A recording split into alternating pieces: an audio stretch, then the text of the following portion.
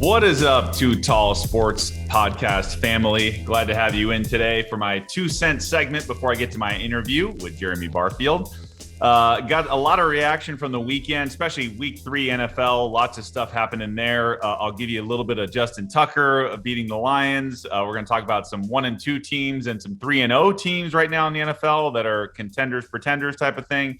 Something big happened for the Orioles this weekend. One player did something for the first time in franchise history, which I can't believe that actually happened. 30 homers and 30 stolen bases by Cedric Mullins. I'll get to that in a minute too. Tom Brady going back to New England, give you a little bit of preview there. And then the Ryder Cup, just kind of recapping how big that was for the U.S. So I'll do a little Ryder Cup at the end as well. But let's start with the NFL week 3. I think the biggest thing that jumped out to me was definitely the Rams and Tampa Bay Buccaneers game. The Rams are now 3-0. That was a huge win for Sean McVay, who, they've beaten the Bucs before with Brady, I believe, last year, but they did lose to Tom Brady in the Super Bowl, of course, with Belichick and the Patriots then. This was a statement win for the Rams, I think, because there is such a difference between Matt Stafford and Jared Goff.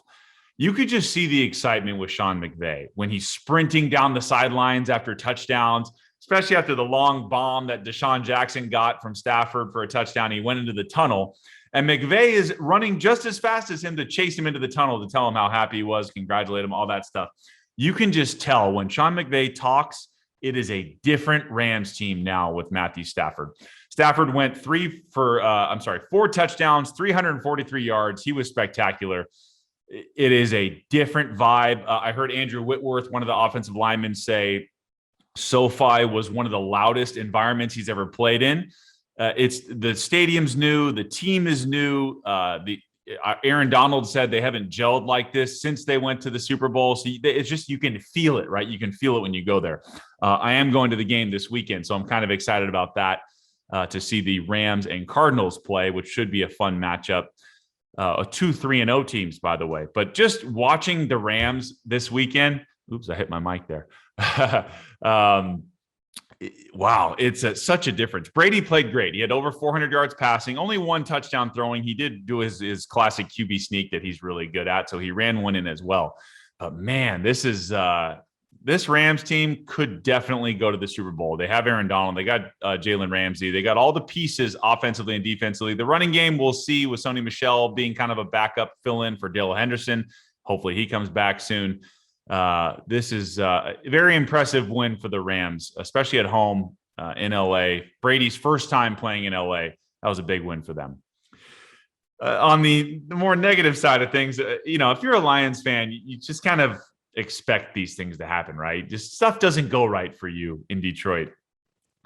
So Lamar Jackson completes a 4th and 19, almost a 4th and 20 conversion at the end of this game to set up Justin Tucker, the best kicker of all time, most likely. You could argue Adam Vinatieri, but Justin Tucker, I believe, is the most accurate kicker of all time. Lamar Jackson sets up a 66-yard field goal attempt for Justin Tucker, which is the longest field goal in history. And I'm sure all of you saw it. Classic Lions right now. Tucker kicks it, hits the crossbar, and flips over to make the field goal. It's good. The Ravens win. I feel bad for Lions fans. I'm sorry, Lions fan. One of my buddies is a huge Lions fan. It is a depressing. I mean, it's been depressing for the Browns. The Vikings have had their struggles, but I feel bad for Detroit. It just never goes their way. The players that go there, look how happy Matt Stafford is to be away from Detroit. I mean, you got Barry Sanders retiring early. You got Calvin Johnson retiring early, just putting their bodies through hell for what? To lose or not make the playoffs every year? That organization just needs a complete overhaul. I know they just started with Dan Campbell, the new coach, and that, 6-year deal, whatever. It's going to take, the rebuild is going to take a while, and Goff is clearly a step down from Matt Stafford. There's no question there. But I do feel for the Lions fan to have an NFL record kick, not only get made, but the way it was made to go hit the crossbar and in. Oh, man, another heartbreak for Lions fans. But I think they should temper their expectations. Clearly, it's going to be a rebuild. I mean, they've been rebuilding forever, really. But Who's counting anyway? Just a tough break for Lions fans. So I feel for them there. And I won't spend too much time on that, but huge kick by Justin Tucker. That was pretty cool. How about some teams that are kind of underperforming that are the big powerhouse names that we're used to? You got Kansas City at 1-2.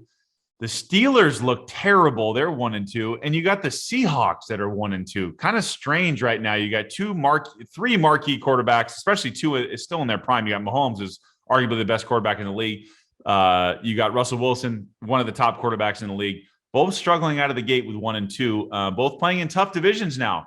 You look at the Raiders, you look at the Chargers playing really good football, and Kansas City's in last place right now. Can you believe that? Denver is 3-0. We'll get to them in a second.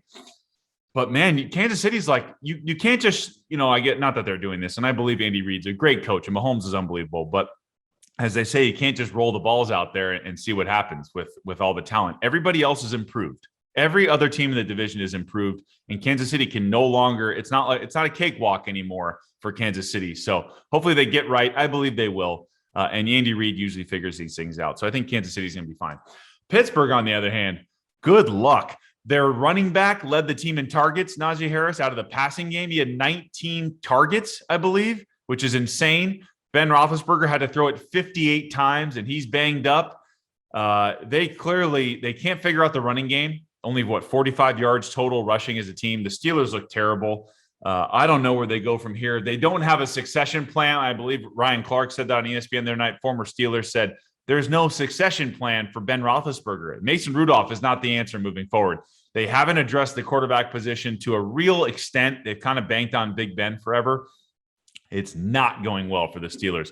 And Mike Tomlin's never had a losing season, which is very impressive, but they don't look good right now. We'll see what happens with the Steelers. I'm not a believer. That division's going to be tough. Ravens are still good. You got the Bengals that are getting better. The Browns are still good.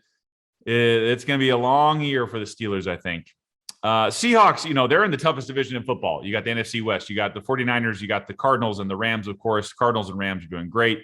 49ers, I don't know what's going on with them. They're banged up as usual, so we'll see with them. But the Seahawks, man, they had some turmoil in the offseason with Russell Wilson. Not as bad as the Packers did, but with Russell Wilson kind of threatening to leave, whatever, did they address the concerns that they needed to? I'm not sure. They just don't, every team only has a window for so long. Maybe this is when Seattle takes a step back and the other teams in the NFC West take a step forward. Let's talk about some of those 3-0 teams. So you got Denver, Arizona, Las Vegas Raiders, Carolina, big surprise at 3-0, and the Rams are 3-0. We already talked about the Rams. Denver, they're 3-0, but let's temper our expectations here. Teddy Bridgewater's been playing great, and the defense has been playing great. However, every team they played combined, they're all 0-9. So they haven't really faced any stiff competition. But hey, 3-0 is 3-0. Got to give it to Denver. We'll see how they do moving forward in that division. Like I said, they're going to play the Chargers twice. They got to play the Raiders twice. And they got to play Kansas City twice. So we'll see if the Raiders are for real. The Broncos are for real down the road. Big matchup this weekend, like I mentioned. I will be at the game. The Arizona Cardinals at the Rams in Los Angeles. Both teams 3-0 coming in. Love what I'm seeing from the Rams. Arizona's got some impressive wins too. I do like, they're figuring it out on both sides. The defense is looking great. Offense, the production is there. Kyler Murray coming into his own a few years in now. So I really like what I'm seeing there. Raiders are playing great. I've talked about them a lot on the podcast. Carolina at 3-0. I think we mentioned it last week. If this is not an indictment on the New York Jets, I don't know what is, but it's pretty bad right now for the Jets looking the way they are. But Sam Darnold looks great. So I have to give it to Sam Darnold and the 3-0 Carolina Panthers moving forward. They're going to have some tougher tests moving forward, but 3-0 for the Carolina Panthers, very impressive there. Quickly jump into Tom Brady going to New England. This is a big deal, right? He spent 20 years there, 7 Super Bowls. It is really he's got 7 Super Bowls on his own, 6 with New England. It's going to be an emotional night. I'm not sure how the Patriot fans are going to handle it. I got to think they're going to give a standing ovation for Brady. I'm sure he's going to be emotional. So much history there. They're clearly not the same without him. Mac Jones is not Tom Brady. And Belichick, now being older, has to, teach all over again and not have those high-level conversations anymore with an experienced quarterback like Brady. So he's dealing with Mac Jones. He's a rookie. They got to, temper their expectations there. And I do feel bad for Drew Brees, who held the passing yards record for one season. And now Brady, kind of cool, as fate would have it, Brady is going to probably pass Drew Brees, most passing yards all time, and he's going to do it at his old home in New England. It's going to be a special moment Sunday night, Tampa Bay at New England. I'm excited to watch that game. It's going to be cool to see Brady go back home and see how the fans handle that. I do think they're going to stomp all over the Patriots. I think that the Patriots are going to get up for that game, but coming off a loss for the Bucs at Los Angeles against the Rams, I think this is going to be a big game for Brady coming home. He's going to want to show them, hey, this is what you're missing when you let me go down to Tampa. So they didn't give him the requisite weapons over the last couple of years, so he deserved to go somewhere else. He gave them everything he had for 20 years. It's going to be really cool for Brady to play back in New England Sunday night. We'll all be watching.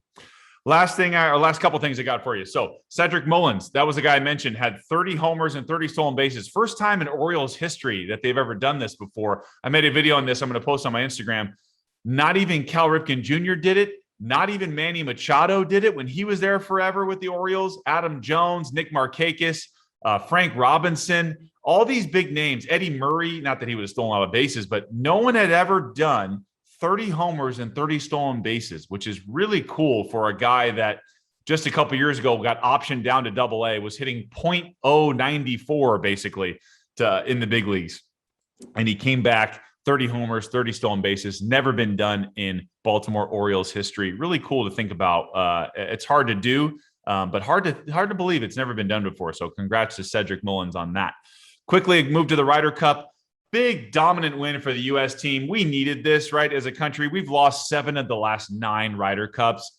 And we're talking about golf now. For those who don't know the Ryder Cup, it's the U.S. versus the world, especially more over in Europe. But the U.S., we should have won this going away. It was on our home turf at Whistling Straits, which is a nice-looking golf course in Sheboygan, Wisconsin, a.k.a. Kohler, Wisconsin, arguably wherever it's at. All your toilets and faucets and bathtubs are from there. So just FYI for you on that. We're younger. We're more talented. 8 of the top 10 players in the world are American outside of John Rahm and Louis Oosthuizen. The rest of the field pretty much was stud young American players. And now it was important for us because even though we might be better overall, we had just gotten our asses kicked. There's no other way around it. We weren't gelling as a team. The chemistry wasn't there. Even Brooks Koepka and Bryson DeChambeau shared a nice little hug and embrace when they had the trophy presentation. So big moment for USA Golf. Like I said, 8 of the top 10 players in the world are American. We had lost the last 7 out of 9 Ryder Cups. That's a big moment for us. Not that it really means too much, but it's just nice to show like, hey, the up-and-coming golfers in the world are mostly American. Really cool to see that. And it was a big deal. And it's a fun event too. It's kind of like the 16th hole at the Phoenix Open. The fans are wild. They're all into it. It's prideful. It's country versus country, or like continent versus continent. So really cool to see that. And I'm glad the U.S. finally pulled out a Ryder Cup after struggling for many years. So that's what I got for you this week on the 2 Cents segment. I will catch you next week for another great 2 Cents segment, but enjoy my episode with the very funny Jeremy Barfield.